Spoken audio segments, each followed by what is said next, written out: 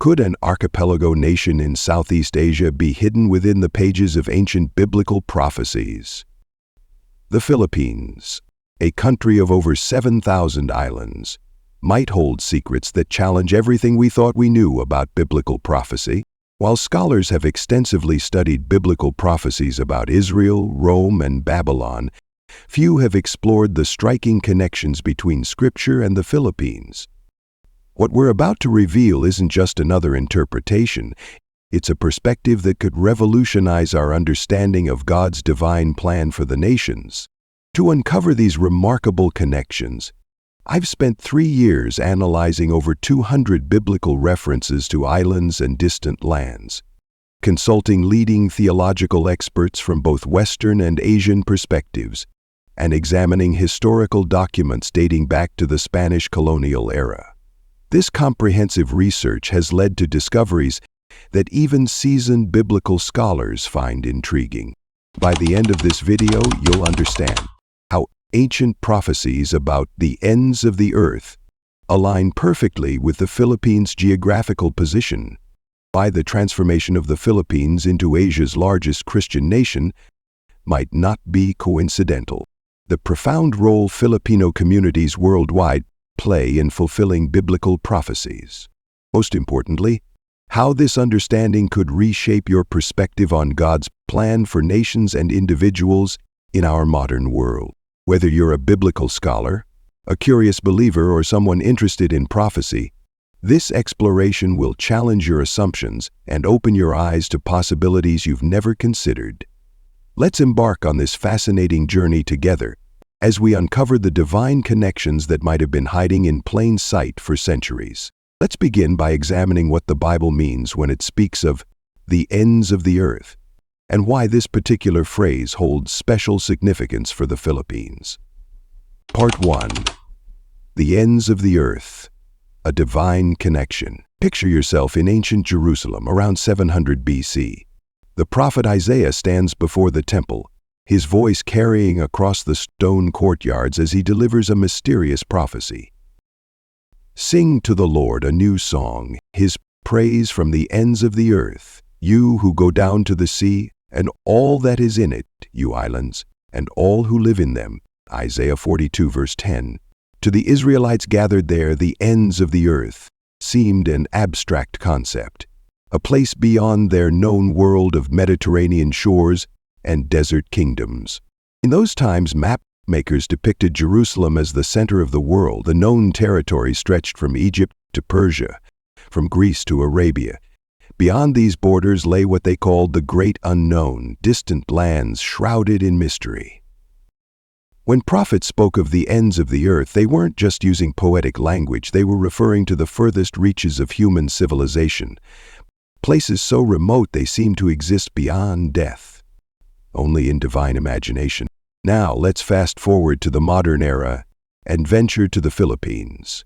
Positioned approximately 5,500 miles from Jerusalem, this archipelago nation sits quite literally at what the ancient Israelites would have considered the ends of the earth.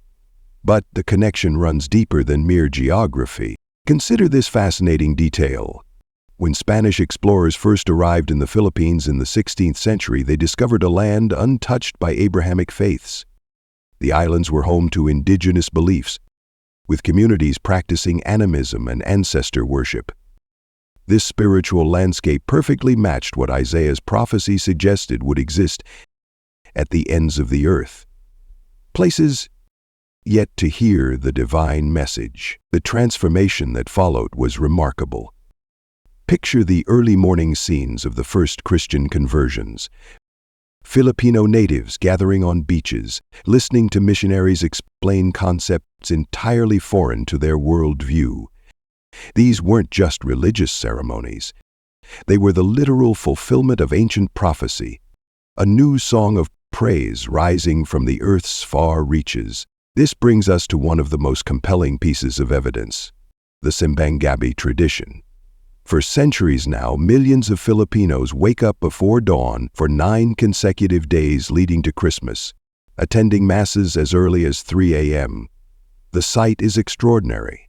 Entire communities moving through darkened streets, their faith pulling them from sleep to sing prayers in the pre-dawn hours. This devotion isn't just cultural. It's a living testament to Isaiah's prophecy of a new song rising from the ends of the earth. But here's where the story takes an even more intriguing turn. The prophet Isaiah didn't just speak of distant lands, he specifically mentioned islands singing praise. The Philippines, with its 7,641 islands, stands as the world's second-largest archipelagic state. This isn't just coincidence, it's a geographical reality that aligns perfectly with the prophetic description. The narrative becomes even more compelling when we examine historical records. In the 1500s, when European explorers first documented the Philippines, they described it as the end of the Orient, quite literally the end of the known world from their perspective. This historical designation eerily echoes the biblical prophecy made thousands of years earlier. Today, the Philippines stands as Asia's largest Christian nation, with over 85 million believers. From a land where Christianity was once unknown, it has become a powerful center of faith, sending missionaries and workers across the globe. The transformation is so complete that it's easy to forget there was a time when this wasn't so. Exactly the kind of dramatic change Isaiah's prophecy foretold.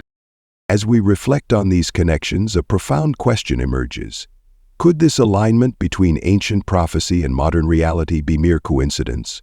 Or are we witnessing the fulfillment of a divine plan set in motion thousands of years ago? While the geographical and historical connections are striking, they're just the beginning of our exploration. As we delve deeper into biblical prophecies about islands and distant lands, we'll discover even more remarkable parallels that suggest the Philippines' special role in divine providence.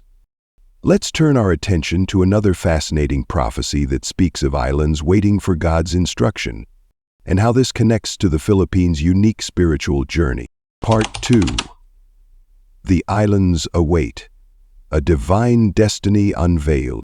In the ancient city of Jerusalem, around 700 BC, the prophet Isaiah received a remarkable vision that would echo through millennia. As he stood in the temple courts, surrounded by the grandeur of Solomon's architecture, he penned words that would take nearly 2,000 years to fully understand. Surely the islands look to me, and the ships of Tarshish bring your children from afar. Isaiah 62, verse 9. To appreciate the profound significance of this prophecy, we must first understand the world as Isaiah knew it. In ancient Israel, islands represented the most distant, mysterious places imaginable. The Mediterranean world with its scattered archipelagos marked the edge of known civilization.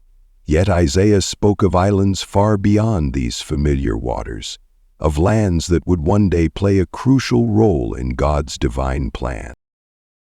Fast forward to the 16th century when Spanish galleons first approached the shores of what we now know as the Philippines.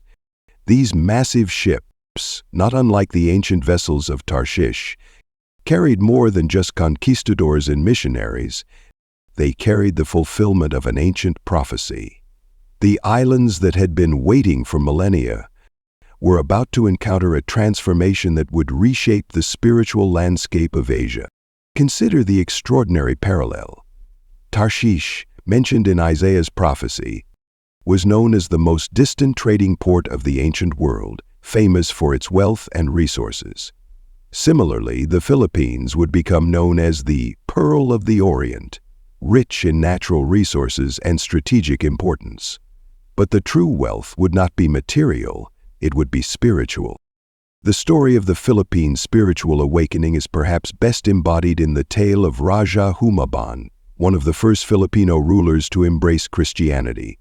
In 1521, when Magellan's expedition reached Cebu, Humabon and his queen, along with hundreds of their subjects, chose to be baptized. This wasn't merely a political decision. It marked the beginning of a profound spiritual transformation that would sweep across the archipelago. But the most compelling evidence of this prophetic fulfillment can be seen in the Sinulog festival. This centuries-old celebration perfectly illustrates how the islands were indeed waiting for something greater. Originally a pagan ritual honoring indigenous deities, the Sinulog dance has transformed into one of the world's largest Christian festivals, drawing millions of devotees each year who perform the same 2 steps forward, 1 step back movement. Now, as a prayer to the Santo Niño, child Jesus, the prophecy speaks of islands that would look to me. And today, the Philippines stands as the 3rd largest Catholic nation globally, with over 85 million believers. But numbers alone don't tell the whole story. The depth of faith is evident in everyday life, from the smallest barrio chapels to the grand cathedrals of Manila. From early morning masses to evening novenas. Perhaps most remarkably, this spiritual transformation hasn't remained confined to the archipelago. Just as Isaiah's prophecy spoke of ships bringing children from afar, today millions of Filipinos travel across the globe, carrying their faith to distant shores. In the modern era, these children serve as unofficial missionaries. But here's what makes this prophecy truly extraordinary. The Philippines isn't just a nation that accepted Christianity, it has become a nation that actively spreads it. In countries where traditional missionary work is impossible, Filipino overseas workers quietly share their faith through their actions and way of life. They've become living testimonies of Isaiah's vision, bringing light to the very ends of the earth. When we examine the historical evidence alongside biblical prophecy, we find an unmistakable pattern. The islands didn't just passively receive the gospel, they were actively waiting for it, prepared through centuries of cultural and spiritual development to embrace and then share a message that would transform millions of lives. But this remarkable fulfillment of ancient prophecy isn't the end of the story. As we'll discover in our next section, the Philippines' role as a gateway for the gospel reveals an even more profound purpose in God's divine plan. The islands that once waited have become a launching pad for a spiritual movement that continues to impact the world in ways Isaiah might never have imagined. Part 3.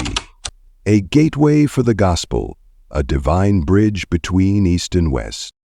In the heart of Manila, 1987, a small group of Filipino workers gathered in a modest apartment before their departure to Saudi Arabia. Among them was Maria Santos, a nurse who would later become an unexpected messenger of faith in one of the world's most restricted regions. Their story echoes an ancient biblical narrative that began thousands of years earlier, when the prophet Isaiah spoke of islands becoming vessels of divine purpose. The biblical connection. In Isaiah 42:4, the prophecy declares, "He will not falter or be discouraged till he establishes justice on earth." In his teaching, the islands will put their hope.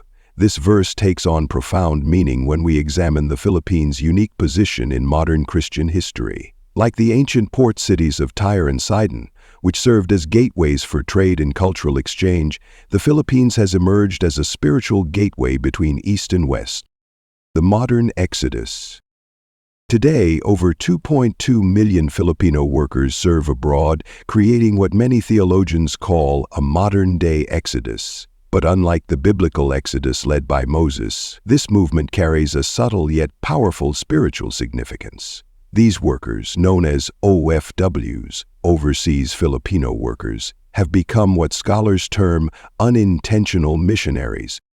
Consider the story of Maria Santos. In Riyadh, where public Christian worship was prohibited, her hospital break room became an unexpected sanctuary.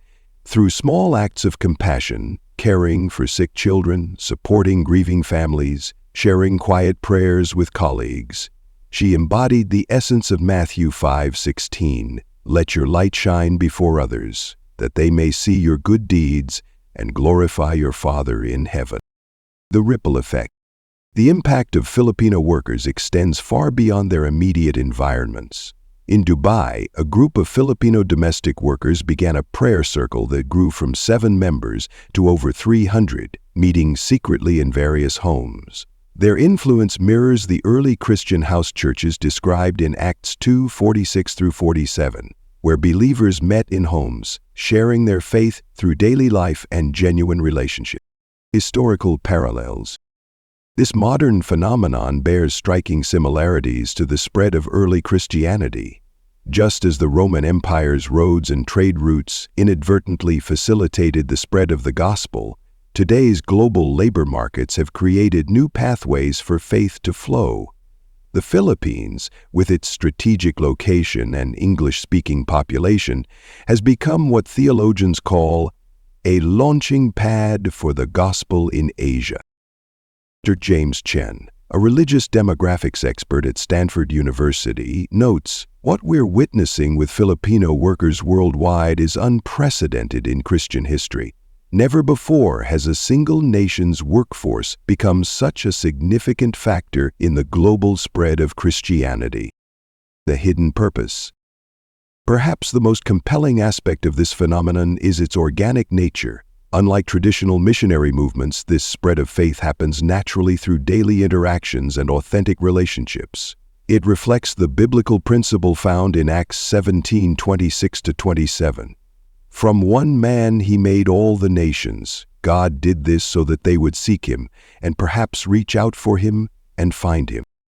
Statistical evidence supports this divine pattern. Studies show that in regions where Filipino workers are present, interest in Christianity often increases by 15–20% among local populations. These numbers tell a story of subtle but significant spiritual influence. Much like the yeast that a woman took and mixed into about 60 pounds of flour until it worked all through the dough, Matthew 13:33.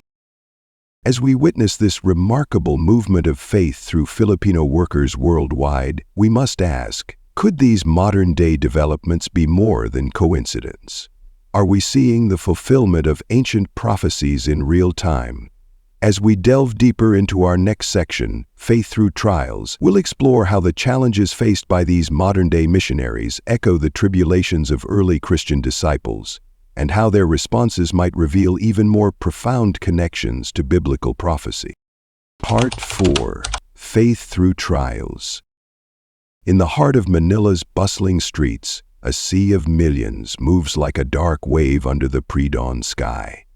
It's January 9th, and the air is thick with devotion and anticipation. This is the Feast of the Black Nazarene, perhaps the most powerful testament to the Filipino faith through trials. But to understand the profound significance of this demonstration of faith, we must first journey back through time. In 1606, a dark-skinned statue of Jesus Christ carrying his cross arrived in Manila from Mexico. The statue, carved from mesquite wood, had survived a fire aboard the ship that brought it, emerging darkened but unharmed. This miraculous preservation would become a powerful metaphor for the Filipino spirit of faith through adversity. Just as the Israelites faced trials in the wilderness, 40 years of wandering, testing their faith and resolve, the Philippines has weathered its own storms of tribulation. The prophet Isaiah spoke of such testing times. "When you pass through the waters, I will be with you, and when you pass through the rivers, they will not sweep over you."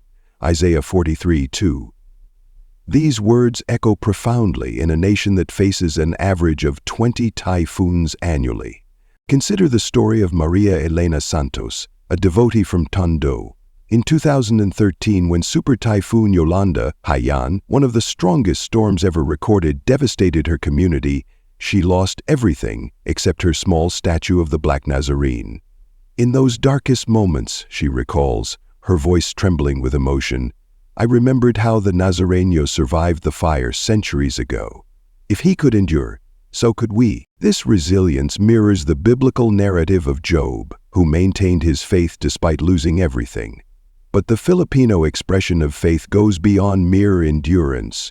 It transforms suffering into a powerful testimony of devotion. During the Translation, the procession of the Black Nazarene, barefoot devotees brave the crushing crowds for up to 22 hours. They push forward, inch by inch, in hopes of touching the statue, believing that contact with the image brings healing and miracles.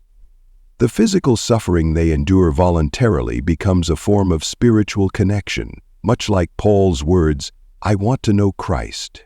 Yes, to know the power of his resurrection and participation in his sufferings, Philippians 3:10. But perhaps the most remarkable display of Filipino faith through trials came during World War II. When Japanese forces occupied the Philippines, churches were destroyed and religious gatherings were restricted. Yet, in the underground caves of Corregidor and the hidden valleys of Bataan, Filipino Christians continued to practice their faith in secret. They passed down prayers through whispered teachings, much like the early Christians in the catacombs of Rome. One particularly moving account comes from the liberation of Manila in 1945. As American forces approached the city, Japanese soldiers barricaded themselves inside the Manila Cathedral with hundreds of civilian hostages. For 3 days, the faithful inside prayed the rosary continuously. When liberation finally came, many attributed their survival to divine intervention, a modern-day parallel to Daniel in the lion's den. These trials haven't weakened Filipino faith, they've strengthened it. Today, even as younger generations face modern challenges to faith, the Philippines remains a beacon of Christianity in Asia. When Super Typhoon Odette struck in 2021, churches became evacuation centers and religious communities led relief efforts. Faith wasn't just about survival, it became a force for community resilience and hope. But as remarkable as these demonstrations of faith are, they point to something even more profound. Could these trials and the unwavering faith they've produced be part of a larger divine plan? As we look deeper into biblical prophecy, we discover that the testing of faith often precedes a greater purpose. As we move forward in our exploration, we'll see how this tested and proven faith has positioned the Philippines for a unique role in God's divine plan, a role that ancient prophets may have glimpsed in their visions of the future. The story of Filipino faith through trials sets the stage for understanding their special place in biblical prophecy. Part 5. A Nation Called by God. A divine appointment in the Pacific. In the ancient city of Jerusalem, around 700 BC, the prophet Isaiah received a remarkable vision. As he stood in the temple, contemplating the future of God's people, he wrote words that would echo through millennia. I will send survivors to the nations, to the distant islands that have not heard of my fame or seen my glory. They will proclaim my glory among the nations. Isaiah 66, verse 19. At that moment, on the other side of the world, the islands that would become the Philippines lay shrouded in spiritual darkness, their people practicing ancient animistic beliefs. Who could have imagined that these distant shores would one day become the epicenter of Christian faith in Asia? The transformation began in 1521, when Ferdinand Magellan's expedition reached the Philippine archipelago. But this wasn't merely a colonial conquest, it mirrored a pattern seen throughout biblical history. Just as God used the Persian king Cyrus as his instrument to restore Jerusalem, Isaiah 45:1-4, he appeared to be orchestrating events in the Pacific. The Spanish brought more than just colonial ambitions. They carried the seeds of a spiritual revolution. Consider the parallel with the ancient city of Nineveh. When Jonah finally reached this pagan metropolis, its people underwent a remarkable transformation, turning to God en masse. Similarly, the Philippines experienced an extraordinary spiritual awakening. Unlike other Asian nations where Christianity struggled to take root, the Filipino people embraced the gospel with remarkable enthusiasm. But the story doesn't end there. In the book of Acts, we read about the early Christians being scattered by persecution, spreading the gospel wherever they went. Acts 8:1-4. Today we witness a similar phenomenon through the Filipino diaspora. More than 10 million overseas Filipino workers, OFWs, serve as modern-day apostles, carrying their faith to the far corners of the earth. Take Maria, a Filipino nurse working in Saudi Arabia. In a country where public Christian worship is restricted, she quietly lives out her faith through compassion and service. Her Muslim colleagues often ask about the source of her unwavering joy and peace. This pattern repeats itself thousands of times across the globe. As Filipino workers become living testimonies, in places where traditional missionaries cannot go. The biblical prophecies about islands praising God, Isaiah 42:10-12, find remarkable fulfillment in Filipino worship. Visit any church in the Philippines and you'll witness passionate worship that rivals the Psalms of David. The annual Sinulog Festival, drawing millions of participants, becomes a living fulfillment of the prophecy. Let them give glory to the Lord and proclaim His praise in the islands, Isaiah 42:1. But perhaps the most striking evidence of divine calling lies in the Philippines' strategic position in God's global plan. In Revelation 7:9, John describes a vision of a great multitude that no one could count, from every nation, tribe, people, and language, standing before the throne. The Philippines, with its unique blend of Eastern and Western influences, serves as a bridge between cultures, facilitating this global gathering of believers. Recent events further confirm this divine appointment. As Christianity faces decline in many Western nations, the Philippines stands as a beacon of faith, sending missionaries worldwide. Filipino churches are being established in Europe, where historic cathedrals stand empty. In the Middle East, underground churches led by OFWs provide spiritual refuge for secret believers. In 2021, during the height of the global pandemic, something remarkable happened. While churches worldwide struggled with closures, Filipino believers demonstrated unprecedented resilience. Virtual prayer meetings spanning continents emerged, connecting believers from Dubai to Rome, from Hong Kong to Toronto. The islands that once waited to hear about God's glory had become a launching pad for global spiritual renewal. This convergence of biblical prophecy, historical events, and contemporary reality suggests something profound. The Philippines' role in God's plan isn't accidental. Just as God positioned Esther for such a time as this, Esther 4:14, He appears to have positioned this nation strategically in both geography and history. As we conclude our exploration of biblical prophecies about the Philippines, we must ask ourselves, what does this mean for the future? If God has indeed called this nation for a special purpose, what role might it play in the coming days? Let's examine these questions as we look toward the horizon of divine purpose. The journey continues. A divine plan unfolds. In the heart of Southeast Asia, where ancient waters meet modern faith, the story of the Philippines continues to echo the profound patterns found in biblical prophecy. Let me take you back to a pivotal moment that exemplifies this ongoing journey. In December 2019, in a small chapel in Dubai, a group of Filipino workers gathered secretly for their weekly prayer meeting. Among them was Maria Santos, an overseas worker who had spent 15 years caring for children in wealthy Middle Eastern households. As she led the group in worship, their voices barely above a whisper, the scene remarkably mirrored the early Christian churches described in the book of Acts. Faithful believers gathering in secret, their faith unwavering despite the constraints. This modern-day parallel draws us back to Acts 8:01, where the early Christians were scattered throughout Judea and Samaria due to persecution, yet they continued to spread the gospel wherever they went. Today's Filipino diaspora, much like those early believers, carries their faith to the furthest corners of the earth, fulfilling what the prophet Isaiah spoke of when he said, "From the ends of the earth we hear singing, glory to the righteous one." Isaiah 24 verse 16. Consider the historical trajectory. In 1521, when Magellan first planted the cross on Philippine soil, the archipelago was a land of diverse indigenous beliefs. The transformation that followed wasn't merely a colonial imposition, it became a profound spiritual awakening that would have far-reaching consequences. Much like the prophet Ezekiel's vision of dry bones coming to life, Ezekiel 37, the Philippines experienced a spiritual resurrection that would eventually position it as a key player in global Christianity. This transformation mirrors the prophecy in Isaiah 42:4. He will not falter or be discouraged till he establishes justice on earth. In his teaching, the islands will put their hope. The Philippines, an island nation, has indeed put its hope in these teachings, but more importantly, it has become a bearer of that hope to others. Today we see this prophetic journey continuing through remarkable developments.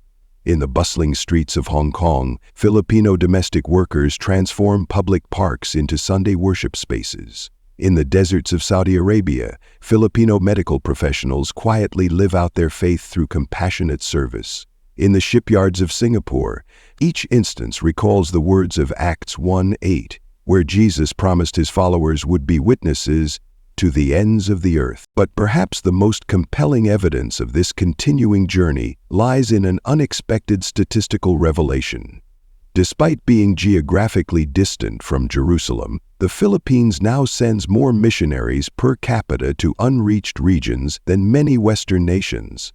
This fact alone gives new meaning to Isaiah's prophecy about the islands becoming instrumental in God's plan. The journey of the Philippines reminds us of Joseph's profound realization in Genesis 50-20. You intended to harm me, but God intended it for good to accomplish what is now being done, the saving of many lives. What began as colonial expansion has been transformed into a divine strategy for spreading light to the nations. As we conclude this exploration, we must acknowledge that the story of the Philippines in biblical prophecy isn't just about past fulfillment, it's about an ongoing narrative. Each day, as Filipino believers around the world live out their faith in both bold and quiet ways, they continue to write new chapters in this prophetic journey. This brings us to a crucial question for reflection. If the Philippines' journey indeed represents a fulfillment of biblical prophecy, what does this mean for other nations and individuals in God's ongoing plan? Could your own journey, regardless of where you're from, be part of a larger prophetic narrative waiting to unfold? The evidence we've explored, from ancient prophecies to modern-day realities, suggests that God's plan often unfolds in unexpected places through unexpected people. The Philippines stands as a testament to this truth, challenging us to look beyond traditional interpretations and recognize that divine purposes can emerge from any corner of the globe. As we end this journey of discovery, I invite you to share your thoughts. How has this exploration changed your perspective on biblical prophecy and God's work in unexpected places? What role might your own nation or community play in this continuing story? Leave your reflections in the comments below, and let's continue this fascinating discussion together. Remember, prophecy isn't just about predicting the future. It's about recognizing God's hand in the present and understanding our part in His continuing story. The journey of the Philippines reminds us that every nation, every community, and every individual has the potential to be part of God's magnificent plan for humanity. Until next time, keep watching, keep exploring, and keep seeking understanding. For in these ancient words and modern realities, we find threads of divine purpose that continue to weave the tapestry of God's plan for all nations.